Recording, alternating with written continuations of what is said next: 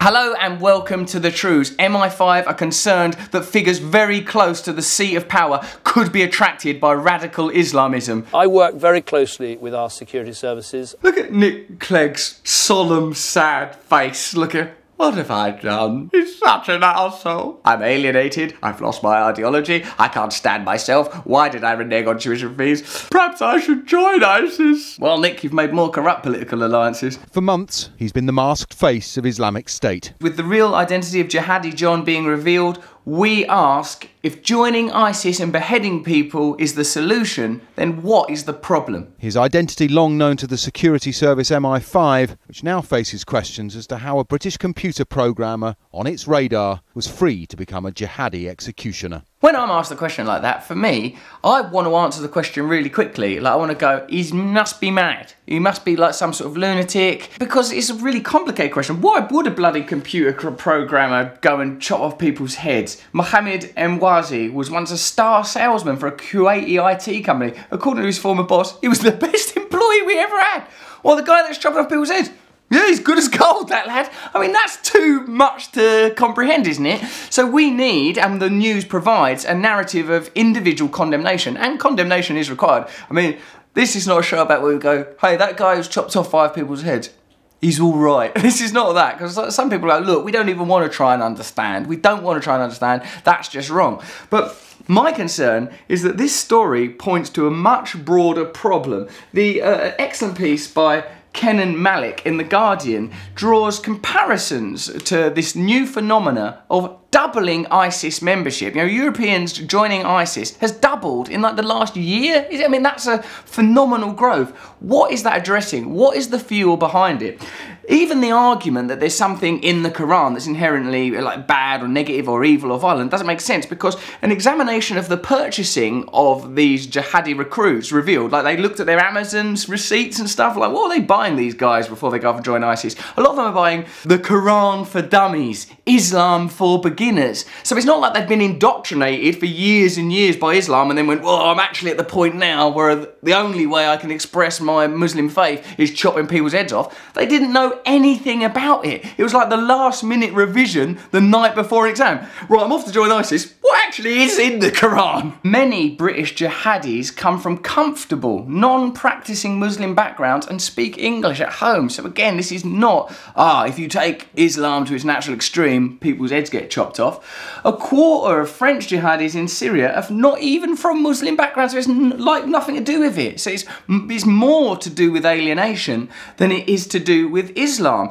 And our rejection of it, also there's a degree of hypocrisy and confusion, because in Saudi Arabia it's okay for them to chop people's heads off. So it's these people chopping these heads off for these reasons is a problem. What is this story we're being told? Emwazi said he was constantly harassed by MI5, claiming they tried to recruit him. That they failed and allowed him to travel to Syria will now be the subject of intense scrutiny. The MI5 angle is interesting because it shows that a lot of these young people were on the radar, but the developing news narrative, in most of its permutations, doesn't address the core problem. For example, if Muslims have been here in significant numbers since the 50s, why is this only happening now?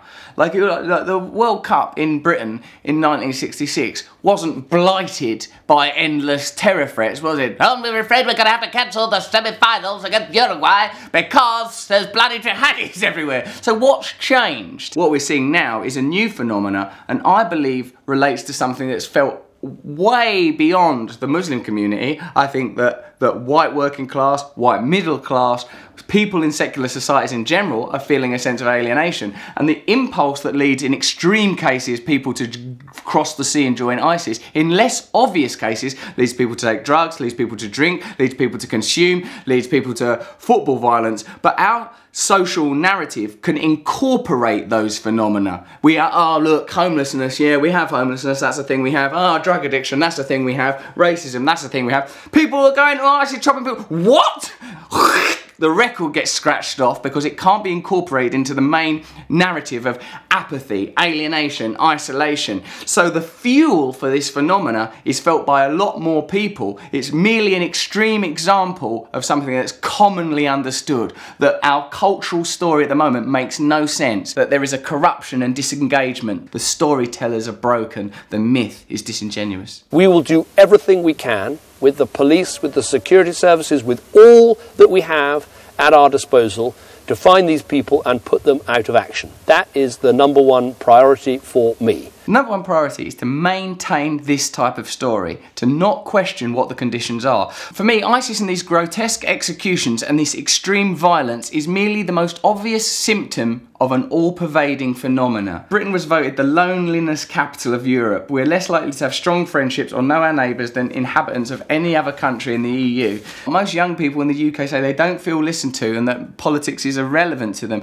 Voter turnout in last May's European election was the lowest ever. 16 million eligible voters didn't vote in the last general election. Volunteering agency CSV revealed that the majority of people in the UK are concerned that we're turning to an urbanised, work-obsessed nation with fear of losing our sense of community being a common thread through the research. This excellent article through Ken and Malik in The Guardian says that what draws most jihadis to Syria to begin with is not politics or religion, but a search for belongingness, a search for respect. I can identify with that. All of us are feeling the alienation and loss, but it's only in extreme examples that the narrative, the mainstream narrative, has to address it. And if we want to solve the problem, we can't solve it by condemning individuals, whilst obviously it's wrong to behead people.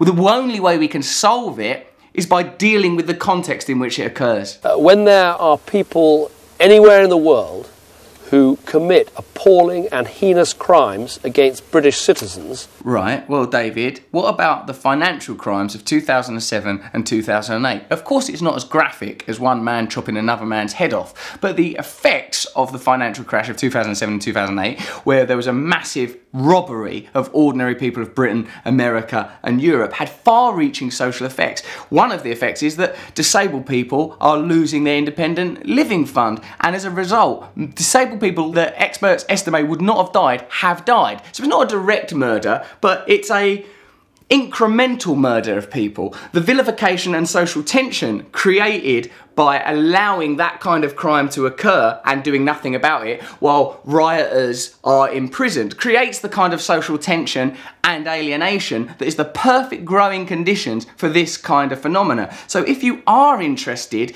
in condemning or catching criminals that cause this kind of social tension, start in the City of London. The human rights group Cage, which represented Emwazi, say the man they met was no violent murderer. When are we going to finally learn that when we treat people as if they're outsiders, they will inevitably feel like outsiders and they will look for belonging elsewhere? Malik also says many within white working class communities often feel as disengaged as Muslim peers and are attracted to far-right groups. And we're seeing now a rise in far-right groups across Europe. Last year, Germany's Domestic Intelligence Service estimated that 21,750 people belonged to right-wing extremist groups in Germany, with like half of them classified as potentially violent. So again, that's the same fuel, the same problem. Of course, the results are not as yet as extreme, and also it's not an outsider group. They're recognisable white domestic indigenous people. It's not so lurid, not so obvious. It's not extremism full stop that we're appalled by, it's extremism that interrupts our myth, our cultural myth that consumerism and capitalism, free market radicalism, free market fundamentalism will solve our problems. Anything that gets in the way of that becomes problematic, because the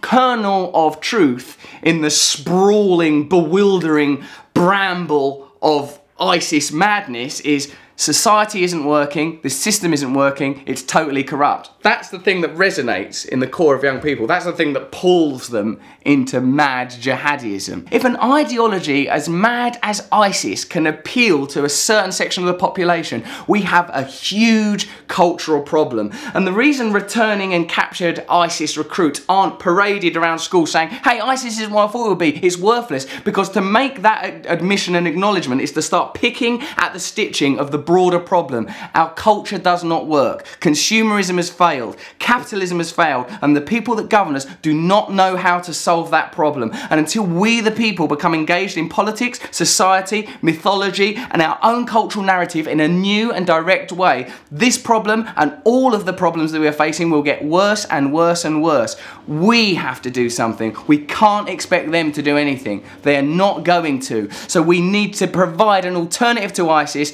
and an alternative to the conditions that created ISIS. And until we do, all of the problems we're facing will continue to be exacerbated. That's some true news. Subscribe here. Sign up here. It's better than ISIS.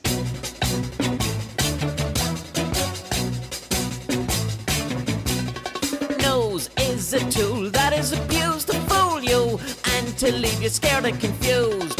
Trews is like the nose. If the nose was true, I want some trews. Let's have some trews.